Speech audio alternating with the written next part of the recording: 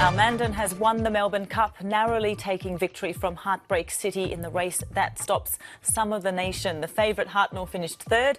For more on all the action at Flemington, I'm joined now by Georgie Tunny. Georgie, there was a lot of history made at Flemington today. Yes, Kumi, a lot of history. And you said there narrowly won because it was very, very narrow margin that Al Mandan was able to defeat Heartbreak City. It came down to the final straight, only a nose in it in the end. And this is Kieran McAvoy taking out his second Melbourne Cup winning ride, the jockey. It's been 16 years in between Melbourne Cup wins for Kieran McAvoy. He won back in 2000 with Brew.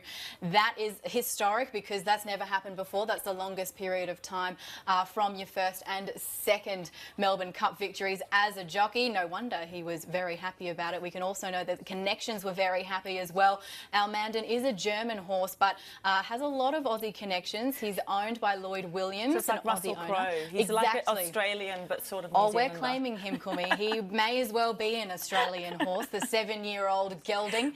He is owned by Lloyd Williams, who now makes history of his own. He has won the Melbourne Cup 5 times. That's never been done before. Al Mandan, the 2016 Melbourne Cup winner, Kumi, and it's great to see as well. He has had a lot of trials, this horse too. It was only back in 2014 that he was struggling with a tendon injury, so he has fought back from that. He qualified for the Cup by winning the Bart Cummings earlier in October. Hasn't had to race since then, which would prove to be a key strategy because the handicapper only gave him 52.5 kilos. When you compare that to the top weights of 57, the likes of Big Orange had that kind of weight, very heavy. So perhaps underweighted a little bit there, and Kieran McAvoy was able to take full advantage of that. He actually paid tribute there to the owner, Lloyd Williams.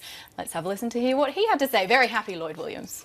And speaking of the cricket, Cricket Australia is still under pressure over the latest scores, the latest disastrous kind of crisis in the cricket team. What have they done about that today? Yes, we heard over the weekend, Kumi, that the coach, Darren Lehman, didn't want it to be referred to as a crisis, but that's exactly what it is. We saw Rod Marsh, the chairman of selectors, stand down yesterday, effective immediately, and now Cricket Australia has taken steps. They found him an interim replacement, and that is going to be a man who's very familiar with the job. This man here, Trevor Hones, he was actually the chairman of selectors from 1996 to 2006, so he does have quite a bit of experience in this role. They're also bringing in Greg Chappell to the selecting panel too. Now that means that he will relinquish his current duties as a national talent manager and he'll help out the selectors there as well. Trevor Hones, the last time that he was in charge, pretty successful period for Australia. We were ranked world #1 for the majority of that time, won the World Cups in 99 and 2003, and he's definitely not afraid to make the big calls either, Kumi. A couple of his selection decisions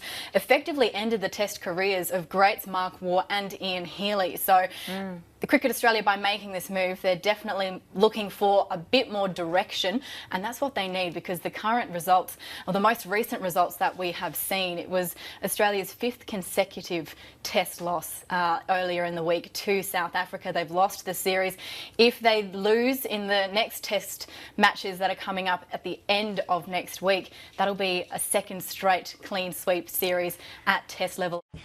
And the world #1 ranking will go on the line at the ATP Tour Finals decider. New #1 Andy Murray will meet his predecessor Novak Djokovic in the final after outlasting Milos Raonic in a torturous 3 sets.